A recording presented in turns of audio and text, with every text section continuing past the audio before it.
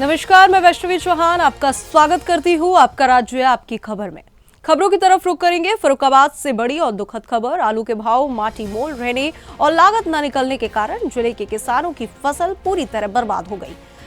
नंसा गांव के किसान अमरजीत ने अपनी नई आलू की फसल खेत में ही ट्रैक्टर से जोत दी। जिले के 109 कोल्ड स्टोरेज में कुल 7,79,685 मैट्रिक टन आलू भंडारित था, लेकिन पुराने आलू के भाव कम होने की वजह से किसानों ने भाड़ा नहीं दिया और आलू को कोल्ड स्टोरेज में छोड़ दिया।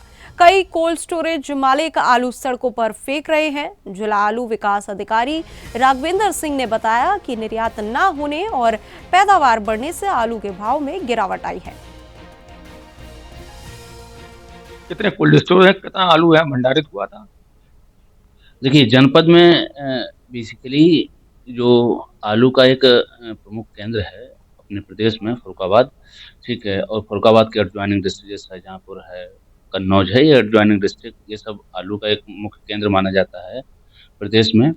लेकिन इसमें अभी हमारे यहाँ पर जो आलू के जो टोटल शीतगृह थे 109 कोल्ड स्टोरेज हमारे जनपद में संचालित हैं, जिनमें से पिछले जो वर्ष मतलब जो ये 2026 में 25 में सॉरी 2025 में 2 शीतगृह ने अपने पर्सनल कारणों की वजह से उन्होंने अपना बंद कोल्ड स्टोरेज नहीं चलाया।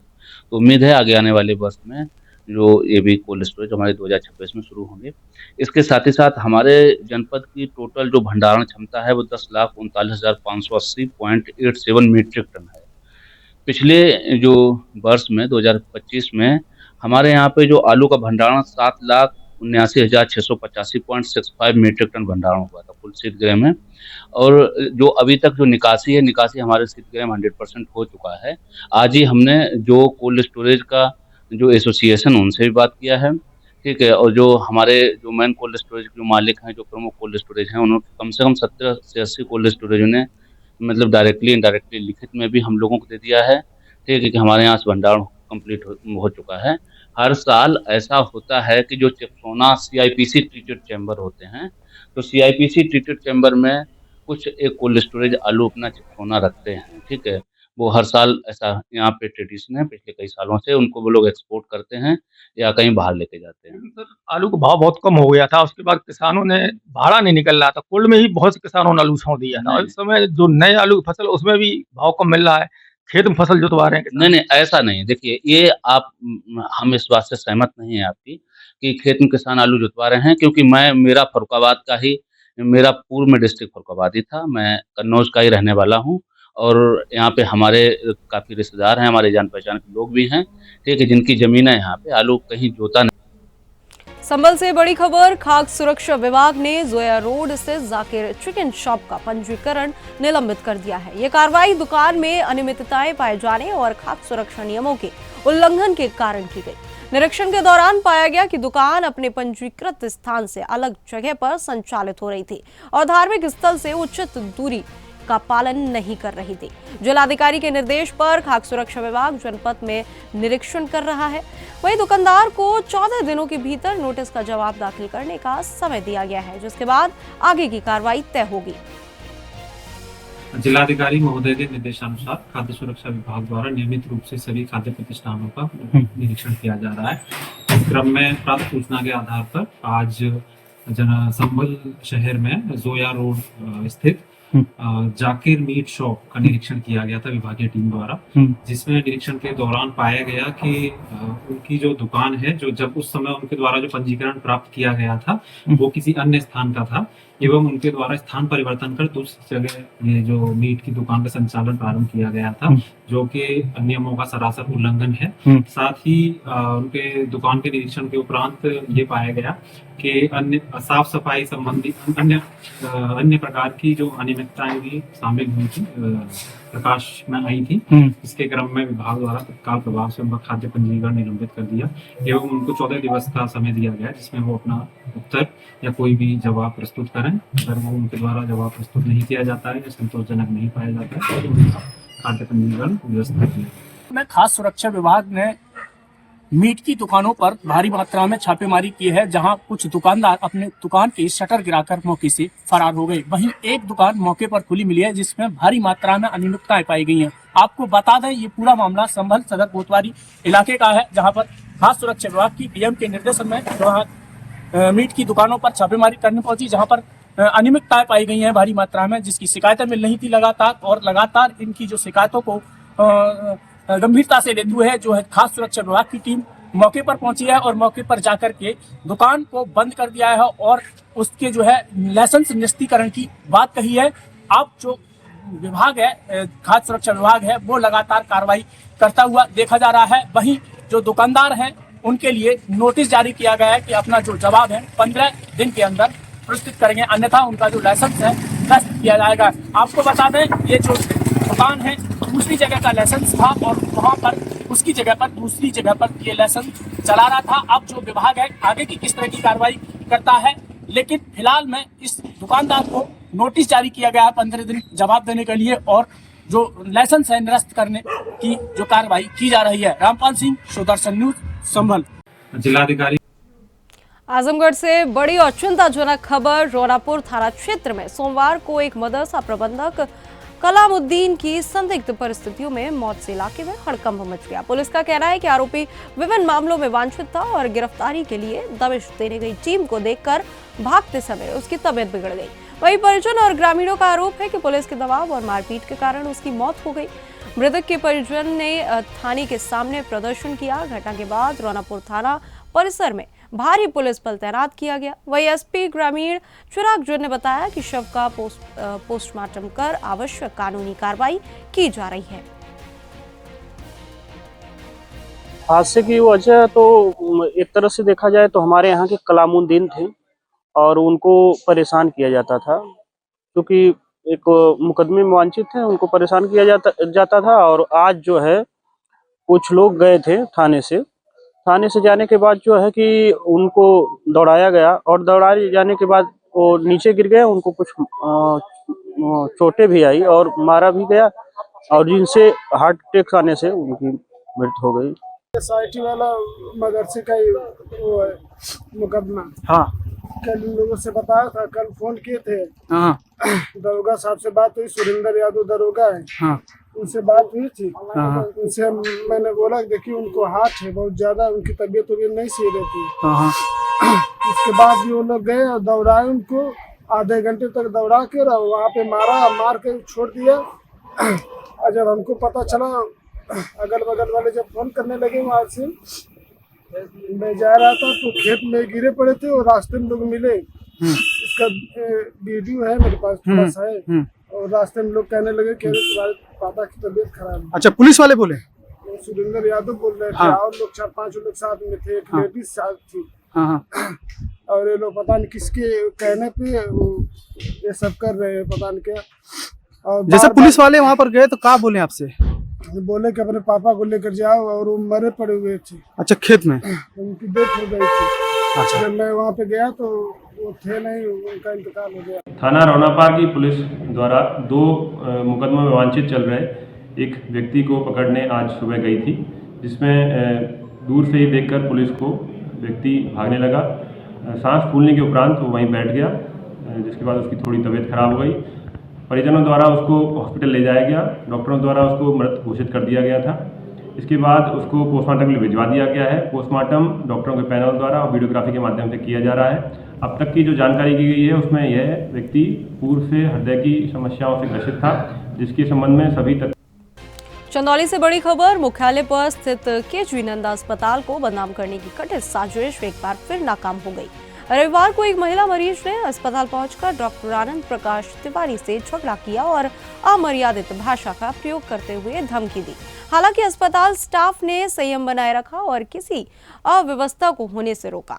प्रत्यक्षदर्शियों का कहना है कि यह घटना सुनियोजित साजिश का हिस्सा हो सकती है, जिससे अस्पताल की छवि मिलकर बंद कराया जा सके। केजवी नंदा अस्पताल में दूर दूर से मरीज इलाज के लिए आते हैं और उनका भरोसा बरकरार है। हम लोग की नंबर थी, हम लोग कुर्सी पे बैठे हुए थे, तो मेरी वाइफ नीचे चली गई थी जांच के लिए कुछ। तो उसके बाद वो लेडीज आई थी, तो सर मेरा नंबर रोक दी थे और लेडीज से बात करने लगे। तो कुछ पर्चे को पैसा को लेकर बात हुआ कि हम लोग कल से परसों से आए, आप देख नहीं रहे। बस ऐसा बात है, कुछ नहीं। और सर कुछ बोले भी नहीं थे उनसे। तो क्या ऐसा भी बात सुनने में आ रही है कि डॉक्टर साहब ज्यादा पैसा मांग रहे थे, ऐसी कोई कोई पैसा बात? नहीं मांगे डॉक्टर साहब, हाँ। बल्कि डॉक्टर साहब अपने पास से पैसा दे दिए उनको, लीजिए आपका पैसा जो है ले जाइए पैसा, अपने पास से पैसा दिए उनको। वो नीचे जाके लेडीज हंगामा कर रही थी, यहाँ नर्स सभी हंगामा की, जो सिस्टर थी ना वो थोड़ा कही कि चलिए हम आपको नीचे लेके चलते, तो उनसे कही आप कौन होती छूने वाली हमें, कैसे छुआ कैसे क्या, और एक भाई सब बिहार के उनसे भी लड़ाई झगड़ा कर ली हो। चंदौली मुख्यालय पे स्थित एक केजी नंदा हॉस्पिटल है, जिस हॉस्पिटल को बदनाम करने की बड़ी साजिशें हो रही हैं और डॉक्टर आनंद प्रकाश तिवारी जी हैं यहाँ के जो डायरेक्टर हैं, और इस मुद्दे को हम शुरू से उठाते चले आ रहे हैं। डॉक्टर आनंद प्रकाश तिवारी से बात करेंगे। डॉक्टर साहब, आज क्या हुआ है? सर मैं पिछले कल से सर लगातार ओपीडी देख रहा हूँ, रात 1 बजे तक देखा, फिर इन बहनों से बोला कि बेटा अब मैं सोने जा रहा हूँ, सुबह आऊंगा तो फिर आपको देखूंगा। बिना नहाए धोए सर मैं सुबह से लगातार ओपीडी कर रहा हूँ। तब तक एक महिला आई और मेरा नंबर कब आएगा क्या आएगा, बहुत ही इरिटेटिंग वर्ड में सर मैं उसका व्याख्या नहीं कर सकता। मैं पेशेंट सारे मरीज बहनें हमारी बैठी हुई थी, मैंने कहा कि बेटा अभी आ जाता है, 10 मिनट वेट कर दो। बहुत सर बदतमीजी के साथ उन्होंने बात किया। उसके बाद मैंने कहा बेटा अगर ज्यादा कुछ हो तो आप अपनी फीस लो बिटिया, क्षमा चाहते हैं आप जाओ। उसके बाद सर वो बात का बतंगड़ बताते बताते फिर मैंने कहा प्लीज बहन जी आप जाओ, हमारे मरीज उनको बाहर किए कि आप इस तरह से बातें न करो, आप प्लीज बाहर जाओ।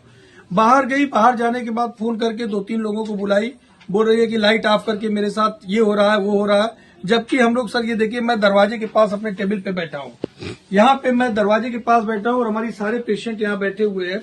या इसकी सर हाई फ्रीक्वेंसी कैमरा मैंने यहाँ लगा रखा है, ऊपर में मैंने एक हाई फ्रीक्वेंसी कैमरा लगा रखा है विथ वॉइस रिकॉर्डिंग, कि मुझे इस चीज का अंदेशा सर शुरू से है कि बार बार इन लोगों का प्रयास हो रहा है कि हॉस्पिटल को बदनाम किया जाए। मतलब तरह तरह की फोटो कटिंग करके सर उसको तरह तरह से जोड़ के बदनाम करने की एक बहुत बड़ी साजिश चल रही है और मुझे जेल भिजवाने की कोशिश की जा रही है। आए दिन ये लोग चाह रहे हैं कि FIR दर्ज करा के इनको जेल के सलाखों के पीछे हो। अगर सर यही है तो हम लोग को मजबूरन फिर आत्महत्या का प्रयास करना पड़ेगा या फिर मैं अस्पताल को बंद कर दूंगा। मैं बार बार ये प्रशासन से अनुरोध कर रहा हूँ, प्रशासन का इतना ज्यादा सहयोग है सर कि मैं क्या बोलूं, लेकिन इन लोग बातों को बिगाड़ के यहाँ के कुछ लोग हैं जो कथाकथित लोग हैं, बार बार माहौल को खराब करना चाह रहे हैं। आपका हॉस्पिटल तो नहीं बंद होगा, लेकिन पुलिस प्रशासन को क्या कहेंगे आप? सर पुलिस प्रशासन का पूरा सहयोग हो। उन्होंने तुरंत पुलिस को 100 नंबर पे बुलवाया। मैंने कोतवाल सर को फोन किया, उन्होंने कहा मेरे थाने से तो कोई नहीं गया है, 100 नंबर वाले गए होंगे। 100 नंबर वाले भी जो पुलिस भाई साहब आए थे उस महिला को ही बोले कि तुम दिखाने आई हो कि इतनी ज्यादा नौटंकी करने आई हो। उन्होंने उसको डांटा और डांट के उनको बाहर ले गए। बोले डॉक्टर साहब इनका क्या होगा? मैं कहा भैया मैं हाथ जोड़ के मैं इनका इलाज नहीं कर सकता हूँ। मुझे पुलिस पे बहुत पूर्ण भरोसा है सर, विश्वास है और पुलिस और अधिकारी की ही देन है कि आज मैं इलाज कर पा रहा हूँ, अन्यथा अगर इन लोगों की चलती तो मैं जेल के पीछे होता। अभी यहाँ के डायरेक्टर के आनंद प्रकाश तिवारी जी से बात हो रही थी। कैमरामैन सतीश तिवारी के साथ जिला समता प्रशांत। आजमगढ़ से बड़ी खबर। जैनपुर कोतवाली पुलिस ने गौवंश तस्करी के एक बड़े मामले का खुलासा किया है। पुलिस ने गौशाला के केयरटेकर तेज प्रताप शाही उर्फ पप्पू और पिकअप वाहन स्वामी पूरनमल यादव को गिरफ्तार किया। इससे पहले मौके से 4 जिंदा गौवंश और पिकअप वाहन बरामद किया गया था।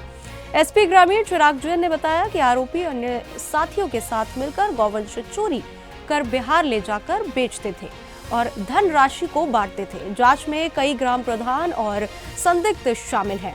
वहीं पुलिस आरोपियों के बैंक खातों और कॉल डिटेल्स की भी पड़ताल कर रही है। देखिए 4 जनवरी को थाना जीयनपुर के गांव पारनकुंडा में एक चोर के गैंग द्वारा गौवंशों को चुराने की सूचना प्राप्त हुई थी, जिस पर तत्काल थाना जीयनपुर की पुलिस मौके पर पहुंची और मौके पर पुलिस को देखते अपराधी जो फरार हो गए। वहां से हमको एक पिकअप और उस पर 4 गौवंश लदे हुए बरामद हुए, जिनको हमने सफलतापूर्वक गायों को रेस्क्यू किया और इसमें मुकदमा उसके आधार पर दर्ज किया गया। विवेचना के दौरान इसमें 2 लोगों के नाम प्रकाश में आए, जिसमें वाहन मालिक जो बलिया का रहने वाला है पूरनमल यादव, उसको हमारी टीम ने गिरफ्तार किया है। साथ में जो गौशाला के केयरटेकर हैं पप्पू शाही उर्फ तेज प्रताप, इनकी भी मिलीभगत सामने आई है, जिनको भी हमारी टीम द्वारा गिरफ्तार किया गया है। इन दोनों से गहनता से पूछताछ की गई है, तो कोई अन्य लोगों के नाम भी प्रकाश में आए हैं, जिनकी गिरफ्तारी के लिए हमारी 4 टीमें गठित हैं। जल्द से जल्द उनकी गिरफ्तारी भी सुनिश्चित की जाएगी। आजमगढ़ जिले के मेहननगर से बड़ी खबर। पंचायत चुनाव की सरगर्मियों के बीच मतदाता सूची के पुनरीक्षण के दौरान जाफरपुर प्राथमिक विद्यालय में भाजपा मंडल अध्यक्ष जयश्री चौहान और ग्राम प्रधान बलराम चौहान के समर्थकों के बीच जमकर मारपीट और पत्थरबाजी हुई। इस हिंसक संघर्ष में कुर्सियां टूट गई और दोनों पक्षों के लोग घायल हुए। पुलिस ने जयश्री चौहान की तहरीर पर ग्राम प्रधान बलिराम चौहान और अन्य के खिलाफ मुकदमा दर्ज कर गहन विवेचना शुरू कर दी है। वहीं एसपी सिटी मधुबन कुमार सिंह ने बताया कि आरोपियों की गिरफ्तारी के लिए दबिश जारी है और जल्द कड़ी कार्रवाई की जाएगी। यह मामला ग्राम जाफरपुर थाना मेहनगर का है। यहाँ बीएलओ द्वारा एक समीक्षा बैठक रखी गई थी, जिसमें बलराम चौहान जो वर्तमान प्रधान हैं और जयश्री चौहान के बीच किसी बात को लेकर कहासुनी हुई और फिर उसमें मारपीट हो गई है। इस संबंध में जयश्री चौहान द्वारा थाना मेहनगर में मुकदमा पंजीकृत कराया गया है, जिसकी विवेचना की जा रही है और विवेचनात्मक कार्रवाई से जो तथ्य आएंगे उसके आधार पर कार्रवाई की जाएगी। अभी कोई गिरफ्तारी नहीं हुई है और गिरफ्तारी के प्रयास और अन्य कार्रवाई के प्रयास लगातार किए गए। इसमें धाराएं जो है 110, 351, 352 और फर्रुखाबाद से बड़ी खबर। माघ मेला क्षेत्र में साधु संतों की समस्याओं को लेकर जिलाधिकारी आशुतोष कुमार द्विवेदी और पुलिस अधीक्षक आरती सिंह ने जूना अखाड़ा के महंत सत्यगिरी से मुलाकात की। महंत ने साधु संतों को मिलने वाली सुविधाओं और सुरक्षा की चिंता जताई। वहीं जिलाधिकारी और पुलिस अधीक्षक ने भरोसा दिलाया कि मेले में आए किसी भी साधु संत को किसी प्रकार की समस्या नहीं होगी। बिजली, पानी, सड़क और शौचालय जैसी व्यवस्थाओं को बेहतर बनाया गया है। इस कारण आज बुलाई गई बैठक स्थगित कर दी गई।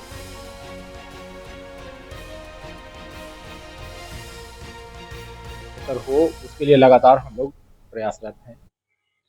यहाँ के सांस्कृतिक, आध्यात्मिक और धार्मिक महत्व का ये महत्वपूर्ण मेला है, तो इसकी बेहतरी से व्यवस्थित संपादन से यहाँ की सांस्कृतिक महत्व बढ़ेगा, इस जनपद का सांस्कृतिक महत्व बढ़ेगा। तो पहला स्नान हो गया, इस बीच में मकर संक्रांति तक एक गैप भी है, शुरुआती व्यवस्था में कुछ न कुछ कमी रह जाती है और दूसरे किसी के माध्यम से कि ये परेशानी है, ये सुझाव है, जानने से बेहतर जो प्रमुख संस्थाओं से, संप्रदायों से, मंडलों से जुड़े हुए हमारे आदरणीय साधु संत महात्मा हैं, उनके जत्थों से हम लोग कल फेस टू फेस मिले और उनके सुझाव, समस्या को भी जाने और उस इनपुट। फर्रुखाबाद से बड़ी खबर। माघ मेला रामनगरिया में सुरक्षा व्यवस्था को पुख्ता करने के लिए पुलिस अधीक्षक आरती सिंह ने पूरे मेला क्षेत्र को छावनी में तब्दील कर दिया। मेला क्षेत्र में ड्रोन और सीसीटीवी कैमरों से निगरानी की जा रही है। 4 इंस्पेक्टर, 45 दरोगा, 200 सिपाही और 30 महिला सिपाही सहित 1.5 सेक्शन पीएससी, 2 फायर टैंकर और गोताखोर तैनात किए गए हैं। मेला क्षेत्र में एक कोतवाली, 11 चौकियां और 7 वॉच टावर बनाए गए हैं। मिशन शक्ति केंद्र में महिलाओं और छात्राओं को जागरूक किया जा रहा है। माघ मेला रामनगरिया लगा हुआ है, पुलिस द्वारा क्या सुरक्षा व्यवस्था का इंतजाम किए गए? देखिए, मेला श्री रामनगरिया, इसकी औपचारिक शुरुआत 3 तारीख से हो चुकी है। इसमें पुलिस के विशेष रूप में प्रबंध किए गए हैं। भारी मात्रा में फोर्स लगाया गया है, पीएसी लगाई गई है। डूबने से बचने के लिए पीएसी की फ्लड कंपनी आई हुई है। इसके अतिरिक्त नाविकों की संख्या की बढ़ोतरी की गई है, प्राइवेट नाव लगाए गए हैं और इसके साथ साथ पूरे एरिया को सीसीटीवी कैमरे और ड्रोन से लैस किया गया है।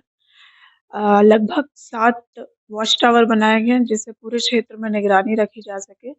इसके साथ साथ एक पुलिस थाना और 11 पुलिस चौकियों का निर्माण किया गया। वहाँ पे पुलिस बल की तैनाती की गई है। मिशन शक्ति केंद्र स्थापित किया गया है। साथ ही साथ एंटी रोमियो स्क्वाड, जो हमारी महिला टीम है, वो अगली खबर ललितपुर से है, जहां तुमन मंदिर ग्राउंड पर चल रहे विंटर मेले में प्रशासनिक लापरवाही और अनियमितताओं का मामला सामने आया है। केवल 25 से 30 दुकानों की अनुमति होने के बावजूद लगभग 125 से अधिक दुकानें लगाई गई। मेले में झूले अवैध कनेक्शन से चलाए जा रहे हैं, जीएसटी बिल नहीं काटे जा रहे हैं और जनरेटर केवल दिखावा है। वहीं जिलाधिकारी ने सदर एसडीएम से जांच के आदेश दिए थे, लेकिन मेले की अवधि बढ़ा दी गई और अनियमित दुकानों पर कोई कार्रवाई नहीं हुई। ये पूरे इलाके में चर्चा का अब विषय बन गया है।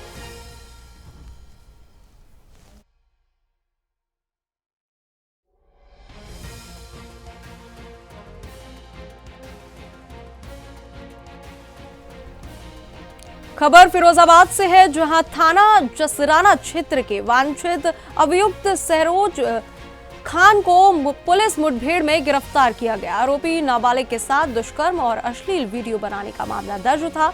पुलिस टीम ने जब सहरोज को रोका तो उसने फायरिंग कर दी। जवाबी कार्रवाई में आरोपी के पैर में गोली लगी। अभियुक्त के कब्जे से अवैध तमंचा, 315 बोर, 2 खोखा कारतूस और 1 जिंदा कारतूस बरामद हुए। आरोपी को जिला अस्पताल में भर्ती कराया गया है। वहीं पुलिस ने बताया कि आरोपी पॉक्सो एक्ट में वांछित था और मामले की अग्रिम कार्रवाई अभी जारी है। अभियोग पंजीकृत किया गया था 12/26, जो कि एक सहरोज खान पुत्र फिरोज खान अभियुक्त द्वारा एक नाबालिग बच्ची के साथ बलात्कार की घटना को अंजाम दिया गया था, जिसमें थाना पुलिस जसराना पुलिस द्वारा लगातार गिरफ्तारी का प्रयास किया जा रहा था। उसमें 2 टीमें बनाई गई थी। अभियुक्त की गिरफ्तारी हेतु मुखबिर द्वारा सूचना दी गई कि सहरोज नाम का जो अभियुक्त है वो प्राणपुर रोड पर खड़ा है, कहीं भागने की फिराक में। तत्परता की जाए तो गिरफ्तार किया जा सकता है। इस सूचना पर यकीन करते हुए थाना पुलिस वहां पहुंची। जैसे ही अभियुक्त को गिरफ्तार करने का प्रयास किया गया, अभियुक्त द्वारा जान से मारने की नीयत से पुलिस पार्टी ने फायर किया। पुलिस पार्टी ने जवाबी कार्रवाई करते हुए फायर किया तो अभियुक्त के पैर में गोली लगी, जिससे घायल हुआ। अभियुक्त के कब्जे से 1 तमंचा, 315 बोर और 2 खोखा, 1 जिंदा कारतूस बरामद हुआ, जिसकी ललितपुर से खबर है, जहां तुवन मंदिर ग्राउंड पर चल रहे विंटर मेले में भारी अनियमितताएं सामने आई है। निर्धारित केवल 25 दुकानों की अनुमति थी, लेकिन 125 से अधिक दुकानें लगाई गई। दुकानदारों ने जीएसटी बिल नहीं दिए और ग्राहकों को खरीद का बिल भी नहीं दिया गया। वहीं जिलाधिकारी द्वारा सदर एसडीएम को जांच सौंपी गई थी, लेकिन अब तक कोई ठोस कार्रवाई नहीं हुई। इसके बावजूद मेला अवधि बढ़ा दी गई। प्रशासन के इस रवैये से लोगों में सवाल खड़े हो रहे हैं। कौन दे रहा है मेला मालिक को संरक्षण और आखिर क्यों नियमों की अनदेखी की जा रही है? ऐसा है कि तुवन ग्राउंड में जो मेला हमारा वर्तमान में संचालित हो रहा है, तो उसकी एनओसी यहाँ से दी गई है और वो करीब जो मैं याद कर पा रहा हूँ 1 तारीख से थी और 5 जनवरी तक है मेले की तारीख। कितनी दुकानों की परमिशन है? ये तो फाइल देख के बताना पड़ेगा। एग्जैक्ट शायद 30-35 दुकानें होंगी। सर, अगर दुकानें 150 लग रही हैं तो प्रशासन क्या कर रहा है फिर? नहीं, ये अगर ऐसा है तो अगर इसकी कोई सूचना अभी आप ही लोग दे रहे हैं मुझको। अगर ऐसे कोई सूचना है तो उसको चेक करेंगे। 150 दुकानें लगी हैं और झूले बड़े बड़े झूले लगे हैं जिनकी परमिशन है। बड़े झूलों की भी परमिशन है उसमें, छोटी दुकानों की भी है। दुकानें कुल दुकानें 25-30 की है। मैं ये फाइल देख के बताऊंगा। लगभग हाँ शायद 30-35 दुकानों का ही एक माप लिया गया है, उस मापक के अनुसार। मथुरा से खबर है, जहां रामनगला पलखेड़ा स्थित गौशाला में प्रशासनिक लापरवाही का मामला सामने आया है। प्रत्यक्षदर्शियों के अनुसार गौशाला में पिछले 3 महीनों से गायों को पर्याप्त चारा और देखभाल नहीं मिल रही थी। नतीजा आधा दर्जन से अधिक गायों की मौत हो गई। स्थानीय लोग और पशु प्रेमी आरोप लगा रहे हैं कि जिम्मेदारों ने समय रहते कोई कार्रवाई नहीं की। मामले में ग्राम प्रधान और गौशाला संचालनकर्ताओं की भूमिका पर सवाल खड़े हो रहे हैं। जिला प्रशासन से मांग की जा रही है कि दोषियों के खिलाफ सख्त कार्रवाई की जाए और गौशाला की व्यवस्थाओं की तत्काल समीक्षा कर उचित चारा पानी की व्यवस्था सुनिश्चित की जाए। देखिए, अवगत हुआ है कि कुछ गौवंश जो है मृत अवस्था में पड़े हुए हैं। सच्चाई की जांच हेतु मैं डॉक्टर को भेज रहा हूं और मेरे द्वारा स्वयं भी जाके निरीक्षण किया जाएगा। उसके बाद आपको पूरी स्थिति से वस्तु स्थिति जो भी सही होगी अवगत करना। सर, जिस प्रकार योगी सरकार में गाय संरक्षण की बात की जा रही है और मथुरा में इस तरह से गौ माता मर रही हैं, तो बड़ा मामला है। निसंदेह ये चिंता का विषय है और सरकार और हमारे सबके लिए बहुत ही ये खराब स्थिति है। और इसमें जो भी दोषी होगा उनके खिलाफ मैं कार्रवाई के लिए तत्काल। मेरठ से खबर है, Shastri Nagar sector 11 plot number 14 में अवैध निर्माण खड़ा हो गया है। नरसिंह वाहिनी के कार्यकर्ताओं ने आरोप लगाया है कि मकान के आड़ में मस्जिद का निर्माण किया जा रहा है। कार्यकर्ताओं का कहना है कि ये हिंदू बहुल इलाके से सटा है और निर्माण के लिए आवास विकास अधिकारियों की सेटिंग से खानापूर्ति हो रही है। इस संदर्भ में नरसिंह वाहिनी ने मेरठ आवास विकास अधिकारी को ज्ञापन सौंपा, लेकिन अधीक्षण अभियंता राहुल यादव मौके पर मौजूद नहीं थे। कार्यकर्ताओं ने चेतावनी दी है कि यदि 10 दिन में मस्जिद का निर्माण ध्वस्त नहीं किया गया तो वे आंदोलन तेज करेंगे।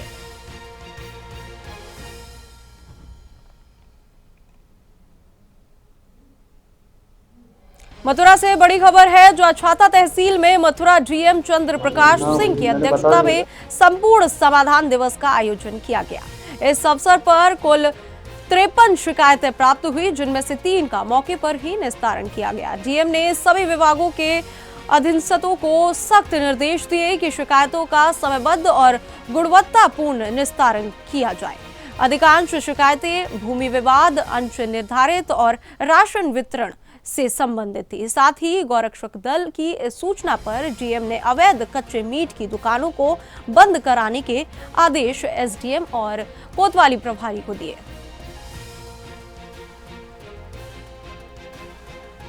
रायबरेली से बड़ी खबर, उत्तर प्रदेश के मुख्यमंत्री योगी आदित्यनाथ द्वारा नागरिक पुलिस एवं समकक्ष पदों पर सीधी भर्ती 2025 में अधिकतम आयु सीमा में 3 वर्ष की एकमुश्त छूट देने के निर्णय का सदर विधायक अतिथि सिंह ने स्वागत किया। सदर विधायक ने कहा कि ये फैसले कोविड काल में आयु सीमा पार कर गए अभ्यर्थियों के लिए राहत का कारण है।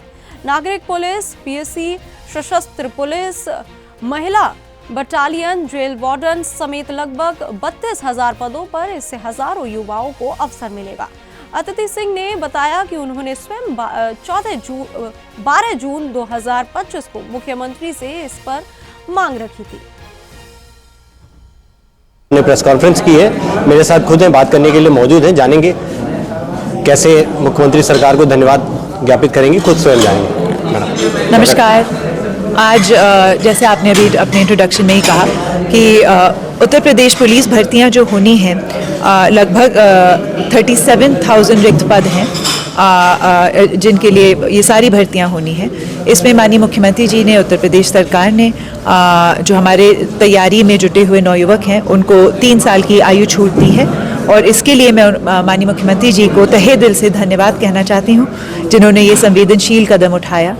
ये देखते हुए कि कहीं ना कहीं उन बच्चों का, चाहे वो कोविड की वजह से हो चाहे जो भी हो, बहुत ही समय कहीं ना कहीं बर्बाद हुआ है और कहीं मतलब ये उनकी गलती नहीं है कि जो सारी चीज़ें, अगर कोविड हुआ हो जो भी हो, और ये सब देखते समझते हुए माननीय मुख्यमंत्री जी ने हर वर्ग, हर कैटेगरी के बच्चों को 3 साल की छूट दी है। ये बहुत ही अच्छी बात है, बहुत ही संवेदनशील कदम है और एक युवा होने के नाते मैं बहुत ही खुश हूँ। बहुत ही कहीं ना कहीं ये मेरे लिए आप कह सकते हैं एक निजी मुद्दा था, एक पर्सनल मुद्दा बन चुका था, क्योंकि इतनी बार ये नौयुवक मुझसे मिलने आए, अलग अलग जिलों के बच्चे, अलग मेरे ज़िले के अलग अलग जिलों के बच्चे कि दीदी प्लीज़ इसमें मदद करिए, जाके बात करिए। 12 जून को मैंने माननीय मुख्यमंत्री जी से समय लेके ये विषय भी उठाया था। जो बच्चों ने मुझे ज्ञापन दिया था वो भी मैं महाराज जी के समक्ष लेके गई थी। उन्होंने कहा था अदिति हम इस पर पूरी तरीके से चिंतन करेंगे और अब हमारे आपके सामने है कि बहुत ही सकारात्मक कदम महाराज जी ने उठाया, बहुत ही संवेदनशीलता से इस तरीके को, इस मुद्दे को हैंडल किया, डील किया और एक ये जो हमारे नौयुवक हैं, ख़ास तौर से जो लंबे टाइम से प्रिपरेशन में जुटे हुए थे, उनको एक नया जीवन मिला है कहा जा सकता है। इसके लिए बस मैं धन्यवाद करना चाहती हूँ हमारे मुख्यमंत्री जी को। देखिए, जैसा कि अदिति सिंह ने बताया है कि जो 9 युवक इनसे मिले हैं, उसके बाद इन्होंने 12 जून को मुख्यमंत्री योगी आदित्यनाथ से समय लेकर उनसे मिली थी और उन्हें रायबरेली से जो 9 युवक परेशान है, ये परेशानी को अवगत कराया था। फिलहाल इन्होंने मुख्यमंत्री योगी आदित्यनाथ का हृदय से धन्यवाद कहा है और ये भी कहा है कि आने वाले समय में ये उत्तर प्रदेश सरकार का बहुत ही सराहनीय फैसला रहेगा। वैभव वाजपेयी, सुदर्शन न्यूज, रायबरेली। सदर बस्ती से बड़ी खबर, सरकारी महिला अस्पताल में नो हॉर्न जोन का उल्लंघन करते हुए सीएमएस अनिल कुमार ने अपने सरकारी आवास में नववर्ष मनाने के लिए भोजपुरी और फिल्मी गानों पर जमकर ठुमके लगाए। सीएमएस ने अपने मातहतों को पत्र लिखकर सरकारी संगोष्ठी का आमंत्रण दिया, जिसमें गर्मा गर्म गुलाब जामुन और स्टार्टर्स की भी व्यवस्था थी। अस्पताल स्टाफ ने फुल साउंड में डीजे पर डांस किया। सोशल मीडिया पर वायरल वीडियो के बाद प्रशासन में हड़कंप मच गया। सीएमओ बस्ती ने मामले की जांच के आदेश दिए हैं और नियमावली उल्लंघन पाए जाने पर सख्त कार्रवाई का आश्वासन दिया है। सीएमएस डांस कर रहे हैं, तो इस संबंध में क्या कुछ कार्रवाई आपके द्वारा की जा रही है? आपके माध्यम से मुझे जानकारी प्राप्त हुई है, तो इसके संबंध में मुझे ये कहना है कि इसकी जो बारे में जांच कराई जाएगी और जो भी उचित कार्रवाई होगी वो करेंगे। फिलहाल उनसे जो बात हुई थी तो उन्होंने बताया था कि मैं रेजिडेंस जो सीएमएस हॉस्पिटल के फीमेल हॉस्पिटल के अंदर जो रेजिडेंस बने हुए हैं उनमें एक नववर्ष का छोटा सा त्यौहार किया था उन्होंने प्रोग्राम, जिसमें कि खाने वाने का और डीजे वगैरह का भी लगाया था उन्होंने। तो उनसे सर, जो परिसर है वो नो हॉर्न जोन प्रतिबंधित है और घोषित है नो हॉर्न जोन, तो क्या ऐसे आयोजन सरकारी डीजे लगा के ऐसे आयोजन किए जा सकते हैं जबकि सरकारी आवास है वो? नहीं, आयोजन ऐसा करना ठीक नहीं है।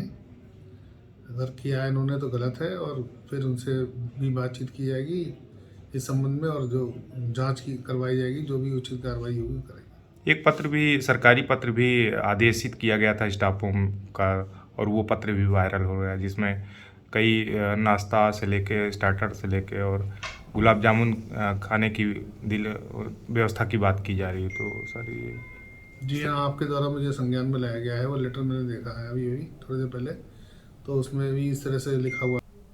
शिवराजपुर बारा तहसील में हजारों साल पुराने बेशंतारा तालाब का अस्तित्व खतरे में है। भूमाफियाओं ने तालाब का भीटा काटकर अवैध प्लॉटिंग शुरू कर दी है। तालाब के बांध पर लगे हरे भरे पेड़ अब खस्ता हाल हो चुके हैं। ग्रामीणों का आरोप है कि प्रशासन और पंचायत के कुछ अधिकारी इस अवैध काम में मिलीभगत कर रहे हैं। तालाब पर कब्जे से सिंचाई, जलभराव और पशुओं की पानी की समस्याएं बढ़ गई हैं। वहीं अधिकारियों की लगातार अनदेखी के कारण स्थानीय जल स्रोत संकट में है। आज हम प्रयागराज जनपद के बारा क्षेत्र में हैं और बारा क्षेत्र का वो स्थान जो शिवराजपुर के नाम से जाना जाता है और शिवराजपुर में स्थित ये बैसनतारा तालाब जो हजारों वर्ष पुराना है। पूर्वज इस तालाब का निस्तार करते रहे और अगल बगल के जो खेत हैं उन खेतों की सिंचाई इसी तालाब से होती है ज़्यादातर, और आज तालाब का जो अस्तित्व है वो कहीं ना कहीं खतरे में है और जो भू माफिया है वो तालाब का जो बना भीटा है उस भीटे को काट करके और बड़ी संख्या में प्लाटिंग की जा रही है। आखिर किसके सह पर, कौन इसके पीछे, किनका हाथ है, इस पर अभी हम यहाँ के जो लोग हैं उनसे भी चर्चा करेंगे कि कितना पुराना ये तालाब है और इस तालाब का महत्वता है और कितने किसानों का जो है इस तालाब से खेती की सिंचाई होती है। मतलब पूरे किसान ये 3 तालाबों से जुड़े व्यक्ति हैं। 3 तालाबों से सिंचाई होती है, गौओं को पानी पीने का इंतजाम है, सारा व्यवस्था तालाब से है, नहाने धोने का बड़ा निर्मल जल तालाब का ये रहता है। अच्छा, तालाब आज जो है स्थिति क्या है इस तालाब की? तालाब की स्थिति ये है कि भूमाफिया आए हैं, सतीश तिवारी तो भेलाव के रहने वाले हैं, तो ये यहाँ पर खरीदते खेत हैं और काट के तालाब बढ़ाते चले जा रहे हैं। तो तालाब की ज़मीन को ये प्लाटिंग करना चाहते हैं, तो तालाब का भीटा काट के काफ़ी ज़मीन हद तक ये काट डाले हैं, 15 बिस्वा ज़मीन करीब। अच्छा, तो ये हम तस्वीर दिखाएंगे पहले एक बार, फिर हम बात करेंगे। ये देखिए, ये वो तालाब है और इसमें बड़े बड़े वृक्ष भी हैं, महुआ के पेड़ हैं, शीशम के पेड़ हैं और तमाम प्रकार के जो पेड़ हैं वो यहाँ पर है। और ये पूरा तालाब जो है, ये तालाब का वो दृश्य है, भीटा है जिसको काटा गया है और काट करके ये पूरा प्लाटिंग की गई। अगर देखा जाए तो एक प्लाट का पूरा स्थान जो है जितना भीटा है वो पूरा प्लाटिंग पर है। हमारे साथ एक सयाने बुजुर्ग हैं, हम उनसे भी बातचीत करेंगे। दादाजी, क्या नाम है आपका? मोतीलाल जी। कितनी उम्र हुई है आपकी? 70 साल जी।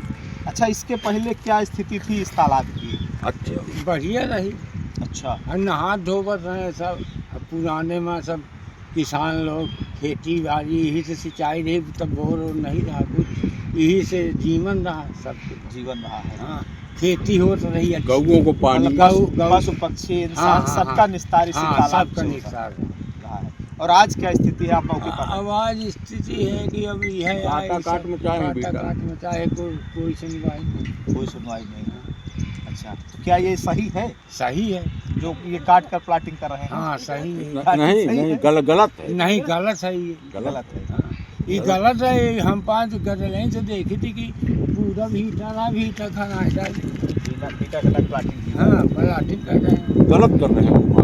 तो वाराणसी से खबर है। शिवपुर थाना क्षेत्र अंतर्गत वासुदेवपुर में वरिष्ठ अधिवक्ता अरुण कुमार सिंह के आवास को लक्षित कर चोरों ने लाखों रुपए और सोने के गहनों पर हाथ साफ कर दिया। घटना रात की है, जब पुलिस पेट्रोलिंग के लिए जिम्मेदार थी। स्थानीय लोगों का आरोप है कि रात में गश्त सिर्फ नाम मात्र की है, जिसके कारण चोर बेखौफ वारदात करते हैं। पीड़ित परिवार में भय और आक्रोश का माहौल है। सवाल ये उठता है कि अगर वरिष्ठ अधिवक्ता सुरक्षित नहीं तो आम जनता की सुरक्षा कितनी सुनिश्चित है। ये वासुदेवपुर गांव है, ये मकान है वरिष्ठ अधिवक्ता अरुण कुमार सिंह जी का, और यहाँ पे चोरों ने हाथ साफ किया है, जिसमें लगभग 4 से लेकर 5 लाख रुपए का सामान यहाँ से गायब है। शिवपुर थाना पड़ता है और रात में इस गांव में जो शहर नज़दीक है कमिश्नरेट बनाया गया है कि सुरक्षा व्यवस्था पुख्ता हो, लेकिन चोरों ने चोरी किया है। ये नहीं थे घर पे, अपने बच्चों के पास गए थे। मैं कमिश्नर साहब से कहना चाहता हूँ कि एक गांव में पेट्रोलिंग कब होती है और केवल आश्वासन मिलता है कि पेट्रोलिंग भी होती है। कैमरामैन करके दिखाएं, ये मजबूत ताला लगा हुआ था, सीसीटीवी से पूरा कमरा ये लैस था, लेकिन डिबिया तक यहाँ पे ले गए हैं और अंदर ये बड़ा मजबूत ताला था, इसको तोड़ा गया है और आराम से 4-5 घंटे चोर यहाँ पे चोरी किए हैं। और ये अपने अधिवक्ता महोदय का ये चैम्बर है, अपने घर में चैम्बर बनाए थे, लोगों से मिलते थे। ये सामान भी खराब पड़ा हुआ है और यहाँ पे ये अलमारी है, कुछ पैसा था, कुछ गहना वहना था इसमें, उसको भी ले गए हैं। और सबसे बड़ी बात है, पुलिस आई थी सूचना पे और पुलिस जांच का आश्वासन दे रही है कि जांच हो रही है। ये जांच वाली प्रक्रिया कितने दिन चलेगी? ये पूरा घर को खंगाल के एकदम आराम से चोरी किए हैं। और ये कैमरा के ये भी दिखाएं, ये घर एकदम चोरों ने खंगाल डाला है। और कमिश्नर साहब कहते हैं कि पुलिस कार्रवाई करती है और समय से पहुंचती है। प्रधानमंत्री नरेंद्र मोदी जी का ये संसदीय क्षेत्र है और जब यहाँ पे ऐसी स्थिति है तो और जगह कैसी होगी? वाराणसी कमिश्नरेट के वासुदेवपुर गांव है, ये मकान है। अपना नाम और परिचय बताएं। मेरा नाम अरुण कुमार सिंह है, हम यहीं डिस्ट्रिक्ट कोर्ट में सीनियर वकील हैं। क्या हुआ है आपके यहाँ? हम 20 दिसंबर को हम ट्रेन पकड़ने जा रहे थे, ये बनारस स्टेशन दिल्ली एक्सप्रेस। 9 बजे कार से हम घर से निकले हैं और 11:15 बजे हमारा ट्रेन था। हम 11:15 बजे ट्रेन पकड़े हैं। घर से निकलते समय ऐप से बेटा हमारा देखा है कि पापा घर से निकल रहे हैं कार से। उसके बाद दूसरे दिन जब हम लोग देखे हैं तो कोई सीसीटीवी कैमरा नहीं चल रहा था। ऐप से चेक करने पर पता चला कि 10:17 पर रात में ही निकलने के 1 घंटे बाद ही 10:17 पर सब कैमरा। गोंडा से बड़ी खबर। नंदिनी निकेतन में श्री आनंद धाम पीठाधीश्वर सतगुरु तृतीश्वर जी महाराज का 23वां जन्म दिवस बड़े ही धूमधाम और श्रद्धा के साथ मनाया गया। इस अवसर पर गाजियाबाद से आए 11 वर्षीय युग नागर और 9 वर्षीय सोनी नागर ने स्केटिंग के माध्यम से लंबी दूरी तय कर वर्ल्ड बुक ऑफ रिकॉर्ड्स में अपना नाम दर्ज कराया। सतगुरु तृतीश्वर जी महाराज ने दोनों बच्चों को आशीर्वाद दिया और उनके उज्जवल भविष्य की कामना की। कार्यक्रम में उपस्थित श्रद्धालुओं और अतिथियों ने बच्चों का उत्साह वर्धन किया। ये उपलब्धि जिले और प्रदेश के लिए गर्व का विषय बन गई। हम युगनगर हैं। हम 29 दिसंबर को निकलकर 5 तारीख की रात को यहाँ पर आ गए थे। अब हम 5 तारीख को यहाँ पर हैं। हमने स्केटिंग के थ्रू वर्ल्ड रिकॉर्ड बनाया अपने सदगुरु श्री रितेश्वर महाराज जी के लिए, ताकि क्योंकि उनका आज बर्थडे है। हमने सोचा कि सब लोग उनके लिए कुछ ना कुछ बर्थडे गिफ्ट लाएंगे। हमने सोचा कि हम वर्ल्ड रिकॉर्ड बनाकर उन्हें गिफ्ट दें जो कोई भी ना दे सके। तो आज मिले आप महाराज जी से? हाँ, आज हम मिले थे। हमने उनको बर्थडे विश करा, उन्होंने हमको थैंक यू बोलकर आशीर्वाद भी दिया। ये कितनी दूरी आप लोगों ने तय की? ये हमने 750 किलोमीटर तय किया है दूरी। कितने दिन से आए बेटा और कितना दिन लगा? 6 दिनों में हमने ये दूरी तय की है स्केटिंग के थ्रू। मतलब माना रहे कि आप लोग एक दिन में लगभग 100 किलोमीटर से ज्यादा चलते थे? हमें 120 to 130 चलते थे। एवरेज निकाला जाए तो। हाँ। आप दोनों के साथ और कौन कौन था? हमारे साथ हमारे 2 कोच थे, हमारे पापा थे और हमारे मामा थे, हमारे सारे रिलेटिव्स थे। तो ये सब लोग भी स्केट करते हुए आए? नहीं, बस हम दोनों आए थे। ये हमारे सपोर्ट में थे ताकि हमको कोई नुकसान आए। और कितने दिन लगा आपको, किस तरह आए? मेरा नाम नंदिनी है, मेरी उम्र 9 साल है, मैं क्लास 5th C में पढ़ती हूँ। हम दोनों भाई बहन गाजियाबाद से अयोध्या पूज्य श्री गुरु रितेश्वर महाराज के लिए उनके जन्म दिवस पे उनको गिफ्ट देने के लिए। तो कैसे आए? हम स्केटिंग से आए थे। हमें 6 दिन लगे थे और 7वें दिन हम यहाँ पे आ गए। आज आप कहाँ पहुँचे? आज हम अयोध्या पहुँचे हैं। देर रात चले गए? नंदिनी नगर, अयोध्या में नंदिनी नगर। महाराज जी से मुलाकात हुई? महाराज जी से मुलाकात हुई थी। दिन रात बेटा? रात को हम होटल ढूंढ लेते थे। मतलब दिन में आप यही स्केटिंग करके ही गाजी। मुजफ्फरनगर से बड़ी खबर। नई मंडी कोतवाली पुलिस और गौ हत्यारों के बीच सोमवार देर रात दिल्ली देहरादून नेशनल हाईवे पर मुठभेड़ हुई। मुखबिर से मिली सूचना पर पुलिस ने घेराबंदी की, लेकिन बदमाशों ने फायरिंग की। पुलिस की जवाबी कार्रवाई में शातिर गौ हत्यारा सोनू उर्फ कलीम घायल हुआ और दूसरा बदमाश दाऊद गिरफ्तार किया गया। पुलिस ने दोनों के कब्जे से गौ मांस, 2 अवैध तमंचे और जिंदा कारतूस बरामद किए। पूछताछ में सामने आया कि ये एक संगठित गैंग था जो रात में गौ हत्या कर दिन में मांस बेचता था। सीओ नई मंडी राजू कुमार साई ने बताया कि गौ हत्या और अवैध मांस सप्लाई करने वाले अन्य आरोपियों की धरपकड़ के लिए पुलिस अभियान जारी है। में वरिष्ठ पुलिस अधीक्षक महोदय के निर्देशन में अपराध एवं अपराधियों पे नियंत्रण के क्रम में आज दोपहर में नई मंडी पुलिस टीम द्वारा गोकसी की घटना के बाद गोमांस बेचने के इरादे से निकले हुए एक महिला को अरेस्ट किया था और उससे पूछताछ पे उसने बताया था कि मदीना थाना सिविल लाइन क्षेत्र के रहने वाले कुछ व्यक्तियों से गोमांस एक महिला ने खरीदा था, जिसके माध्यम से उसके पास वो गोमांस आया था।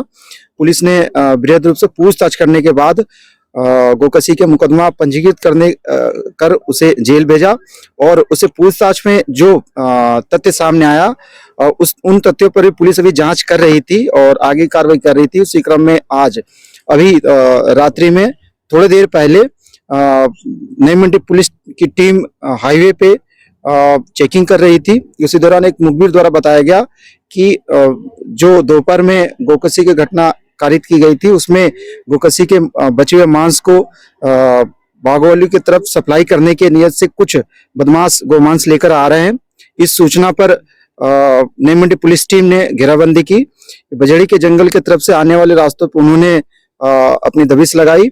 सामने से बजड़ी जंगल की तरफ से सामने से 2 लोग बोरे में कुछ सामान लेकर आ रहे थे। पुलिस ने जब उनका रोकने का इशारा किया, वो पुलिस टीम पर एकाएक उन पे जान से मारने के नियत से फायरिंग करने लगे और पास के जो गन्ने का खेत है उसमें छिप गए। पुलिस ने जब उन पे आत्मरक्षा के प्रयास में जब जवाबी कार्रवाई की, उन्हें जब ढूंढा तो उसमें जवाबी कार्रवाई के दौरान एक बदमाश के पैर में गोली लगी तथा दूसरा बदमाश अंधेरे का फायदा उठाकर भागने लगा। मोदीनगर तहसील क्षेत्र के गांव में लेखपाल गौरव मलिक पर एक गंभीर दुष्कर्म का मामला सामने आया है। पीड़िता का आरोप है कि लेखपाल ने उसे वारिसान बनाने के नाम पर अपने कमरे पर बुलाकर शारीरिक शोषण किया। पीड़िता के पति की कुछ साल पहले एक्सीडेंट में मौत हो गई थी। महिला ने लंबे समय तक विश्वास दिलाने के बावजूद न्याय न मिलने पर मोदीनगर एसीपी और एसडीएम को लिखित शिकायत दी। अधिकारियों ने मामले को गंभीरता से लेते हुए जांच का आश्वासन दिया है। अब सबसे बड़ा सवाल ये है कि अभियुक्त के खिलाफ कार्रवाई कब होगी और पीड़िता को न्याय मिलेगा या नहीं। फॉर्म भरा था और मेरे ये पटवारी जी हैं गौरव मलिक, इन्होंने मुझे बुलाया था तो आज इन्होंने मेरा काम नहीं करवाया। मुझे 2 महीने से ऐसे ही बुला रहे हैं और मेरे साथ इन्होंने बलात्कार भी किया हुआ है और ये ऐसी बहकाते आज भी इन्होंने मेरा काम नहीं करवाया। कह रहे 1-1.5 महीने बाद ही ये काम होगा। कितने दिन से कर रहे हैं इस काम को आपके साथ? जी ये 2 महीने हो गए। कितनी बार किया? इन्होंने 4 बार किया है मेरे साथ। ये बलात्कार की घटना कहाँ पर हुई है आपके साथ? सर ये इनके ऑफिस में ही हुई है, ये तहसील में ही। तो आपने इसका विरोध नहीं किया? जी मैंने अभी तक तो कुछ कहा नहीं था, पर आज मुझे इनका दिख गया था कि ये कुछ नहीं करेंगे, ये मुझे ऐसी दबोचते रहेंगे और ये मेरा अपना मतलब निकालते रहेंगे। मुझे कुछ ना कुछ करना पड़ेगा। आज मैंने ये कदम उठाया है। कहाँ शिकायत किया आपने? जी तहसील ये मोदीनगर, हाँ जी एसपी साहब के पास। साहब ने कहा ठीक है हम देख। बिहार के मुंगेर से खबर है, जहां सफिया सराय थाना क्षेत्र से लव जिहाद का सनसनीखेज मामला सामने आया है। आरोप है कि मुस्लिम युवक ने अपना नाम आर्यन बताकर एक हिंदू युवती को करीब 2.5 वर्षों तक प्रेम जाल में फंसाया। घर परिवार तक पहुंच बनाकर विश्वास जीता। युवक ने युवती के आपत्तिजनक फोटो और वीडियो बनाकर उसे ब्लैकमेल किया। परिजनों के अनुसार 29 दिसंबर 2025 को आरोपी युवती को अपने साथ लेकर फरार हो गया। परिवार के अनुसार जब वे थाना पहुंचे तो थाना अध्यक्ष ने आवेदन लेने से इनकार कर दिया। 1 जनवरी 2026 को विश्व हिंदू परिषद के हस्तक्षेप के बाद प्राथमिकी दर्ज हुई, लेकिन पुलिस ने आवेदन में कथित रूप से मनमाने बदलाव किए। इस घटना ने पुलिस की कार्यशैली और जिले में बेटियों की सुरक्षा पर गंभीर सवाल खड़े कर दिए हैं। यह मामला 29 तारीख का है, लव जिहाद का है। तो लव जिहाद में लड़की के जो परिवार लोग हैं वो यहाँ 29 तारीख को आए थे आवेदन देने के लिए। तो थाना ने आवेदन नहीं लिया, कहा कि 24 घंटे के बाद हम आवेदन लेंगे। फिर ये 30 तारीख को आए, 30 तारीख को भी इन्होंने आवेदन नहीं लिया, 31 को भी नहीं लिया। जब हम लोग 1 तारीख को यहाँ पहुँचे हैं तब इन्होंने आवेदन एक्सेप्ट किया है। और लव जिहाद का ये मुख्य विषय इसलिए कर है कि लड़का अपना नाम आर्यन बताकर पहले इनके परिवार से दोस्ती करता है और लगभग 3 वर्षों तक इनके परिवार में आन जान किसी न किसी बहाने परिवार में घुसने का एक कोशिश करता रहा। और चूँकि लड़की 2 बहन 1 भाई है और इनकी 1 बहन और 1 भाई बाहर रहते हैं, तो घर की लड़की अकेली हुई, परिवार में और कोई दूसरा नहीं करने वाला। तो इसका फ़ायदा उठाकर वो लड़का बार बार इससे के संपर्क में आता रहा, इसके परिवार में आता रहा। और एक व्यक्ति की कमी होने के कारण इनके परिवार लोग भी उसको एक्सेप्ट करते रहे। अब एक हिंदू परिवार बताकर अपने आप को किसी हिंदू परिवार में प्रवेश करता है तो कोई आपत्ति नहीं होती है, लेकिन वो मुस्लिम होकर अपना नाम आर्यन बताकर इसके घर में प्रवेश करता है और परिवार वालों का भरोसा ले करके उसके बाद उसी लड़की के साथ ये बहुत कुछ गलत करता है। ये इन सभी बातों की जानकारी लड़की अपने परिवार को नहीं देती है। पहले वो कॉलेज में एडमिशन कराया, एडमिशन कराने के बाद वो अपनी बहन से आवेदन नहीं लिया, बजरंग दल से दबाव पड़ा तो ये लोग लिया। उस पर कुछ ऐसा दिखा नहीं तो हम फिर से एक आवेदन दिए दूसरा, जो सच्चाई था वो इसी पर दिए। 29 तारीख को आए थे तो बड़े बाबू बोले कि 24 घंटा हो जाएगा तब आइएगा। उस दिन आपका आवेदन नहीं लिया गया? नहीं, बोला 24 घंटा के बाद। तो आवेदन बुध को बुलाए थे तो हम लोग बजरंग दल के साथ जाना चाहें तो उन्होंने प्रेशर डाला तो हम बृहस्पतिवार को लिए लिया। हाँ हाँ हो जाए। क्या नाम है? रेणु देवी। आवेदन नहीं लिया, बजरंग दल से दबाव पड़ा तो ये लोग लिया। उस पर कुछ ऐसा दिखा नहीं। खबर दरभंगा से है, जो है 31 साल पुराना पतौड़ी हत्याकांड आखिरकार न्याय के कटघरे में आया। 8 अगस्त को बसंत गांव और उसके आसपास हुए इस जघन्य हमले में कई हिंदू किसान निशानों पर थे। आरोप है कि जिहादी मानसिकता वाले वकील सहित 5 लोगों ने किसानों पर अंधाधुंध गोली चलाई। इस गोलीबारी में राम कपाल चौधरी की मौके पर मौत हो गई, जबकि कई अन्य गंभीर रूप से घायल हुए। अपर जिला एवं सत्र न्यायाधीश सुमन कुमार दिवाकर की अदालत ने इस मामले में कौशर इमाम हाशमी, अंबर इमाम हाशमी, राजा हाशमी, मोबन हाशमी और अंजार हाशमी समेत 5 दोषियों को दोषी करार दिया। कोर्ट ने दोषियों को 31 जनवरी 2026 को सजा सुनाने का आदेश दिया है। वहीं 31 साल बाद आए इस फैसले ने पीड़ित परिवार और प्रभावित किसानों को न्याय मिलने की उम्मीद दी है। आज अंबर इमाम हाशमी साहब पे और उनके भाई पर जो जजमेंट आया है उस पर क्या करना चाहिए? देखिए, बिशनपुर थाना कांड संख्या 58 1994 में आज सत्रवाद संख्या 320 2010 और 326 99 दो सत्रवाद एक ही प्राथमिकी से हुई थी, जिसमें एक सत्रवाद में श्री कौशर इमाम हाशमी अभियुक्त थे 320 2010 में और 326 99 में 4 आदमी अभियुक्त थे, जिसमें श्री अंबर इमाम हाशमी 3 अन्य भी अभियुक्त रहे। घटना है 9/8/94 को शाम 6:30 बजे में राम कृपाल चौधरी, संजीव कुमार चौधरी, हरिशंकर चौधरी एवं कई अन्य अपने मवेशी को पोखरा में पानी पिलाने के लिए ले जा रहे थे। उसी समय इन लोगों के द्वारा बंदूक से फायर किया गया, जिसमें 7 आदमी जख्मी हो गए, जिसमें एक आदमी राम कृपाल चौधरी की घटनास्थल पर ही मृत्यु हो गई। अन्य जख्मियों का इलाज DMCH एवं हायर सेंटर में हुआ। उस ट्रायल में कुल 16 गवाहों की गवाही अभियोजन पक्ष द्वारा कराई गई। बचाव पक्ष ने भी अपने तरफ से गवाही दिया और आज माननीय तृतीय अपर जिला एवं सत्र न्यायाधीश श्री सुमन कुमार दिवाकर के न्यायालय से दोनों सत्रवाद के कुल 5 अभियुक्तों को धारा 302, 307, 149 भादव भी में तथा 27 आर्म्स एक्ट में दोषी पाया गया है और 31 जनवरी 2026 को सेंटेंस के बिंदु पर सुनवाई के लिए तिथि निर्धारित की गई है। बिहार के समस्तीपुर जिले से एक महत्वपूर्ण खबर सामने आ रही है। जिला मुख्यालय पर जिला पदाधिकारी रोशन कुशवाहा के नेतृत्व में सड़क सुरक्षा पखवाड़ा की औपचारिक शुरुआत की गई। आपको बताते चले कि समस्तीपुर जिले में 20 प्रखंड और 4 अनुमंडल हैं, जिनमें दर्जनों पुलिस थाना आते हैं।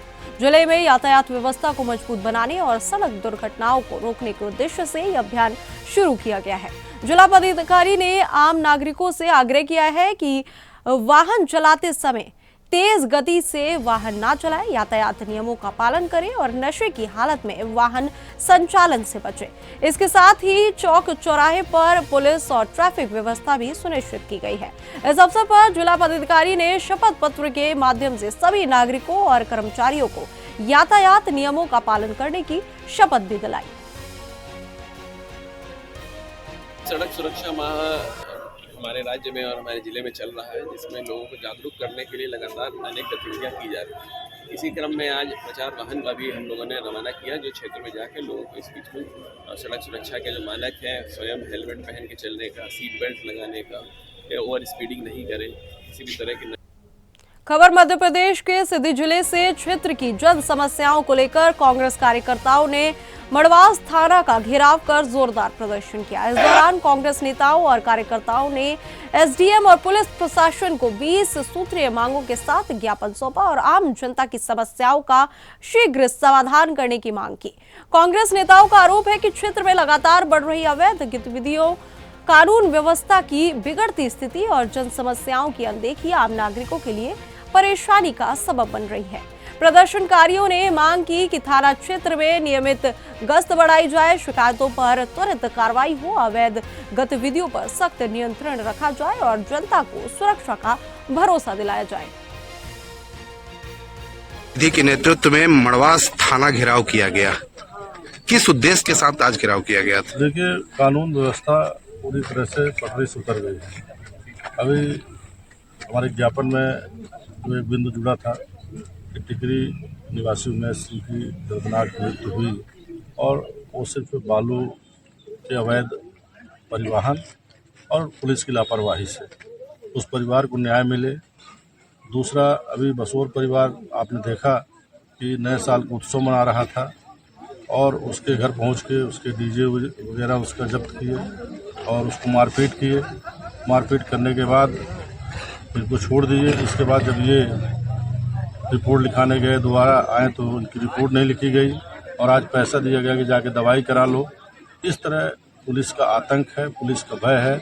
जनता जो सुरक्षा के लिए सरकार ने लगाई है कि आप जनता की सुरक्षा करिए, उनकी रक्षा करिए, आज उन्हीं के खिलाफ ये काम कर रहे हैं। दूसरा, किसानों के खुशहाली को लेके, जो युवाओं के भविष्य को लेके, बिजली पानी सड़क को लेके, तमाम तरह की जो व्यवस्थाएं पटरी से उतरी हैं, इन सब को लेके आज ब्लॉक कांग्रेस कमेटी मड़वास के तत्वाधान में जिला कांग्रेस ने धरना प्रदर्शन दिया है और आगे आने वाले समय में जो हमारे 20 बिंदु के। खबर राजस्थान के चित्तौड़गढ़ से है। शौर्य, संस्कृति और बलिदान की प्रतीक ऐतिहासिक धरती चित्तौड़गढ़ में आज 59वीं राष्ट्रीय विद्यालय स्तरीय हैंडबॉल प्रतियोगिता अंडर 14 का भव्य शुभारंभ हुआ। राष्ट्रीय स्तर के उद्घाटन समारोह में खेल, संस्कृति और राष्ट्रभाव का अद्भुत संगम देखने को मिला। आगामी 10 जनवरी तक आयोजित होने वाली इस प्रतियोगिता में 65 टीमों के 1050 खिलाड़ी हिस्सा ले रहे हैं।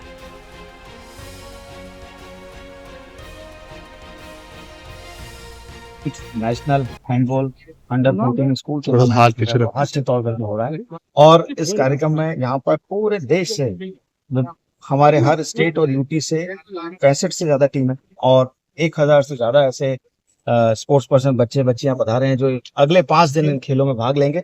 और ये हमारे राजस्थान की टीम है कि लास्ट बार गोल्ड मेडल को मिला था, हमें उम्मीद है इस बार भी अच्छा करेंगे। जिला प्रशासन, यहाँ उपस्थित जितने भी सम्मानित जनप्रतिनिधि, सबने मिलकर एक अच्छा आयोजन का हम लोगों ने प्रयास किया है और कोशिश करेंगे कि ये जो पहली बार चित्तौड़ में ऐसा नेशनल आयोजन हो रहा है तो एक अच्छी। आज वास्तव में ऐतिहासिक दिन चित्तौड़गढ़ के लिए है। यहाँ पूरे देश की हैंडबॉल 14 वर्षीय बच्चों की और बच्ची लड़कियों की टीमें आई है और यहाँ का अच्छा टूर्नामेंट, भव्य टूर्नामेंट हो रहा है। 5 तारीख को टूर्नामेंट शुरू हुआ है और 10 तारीख तक ये टूर्नामेंट चलेगा।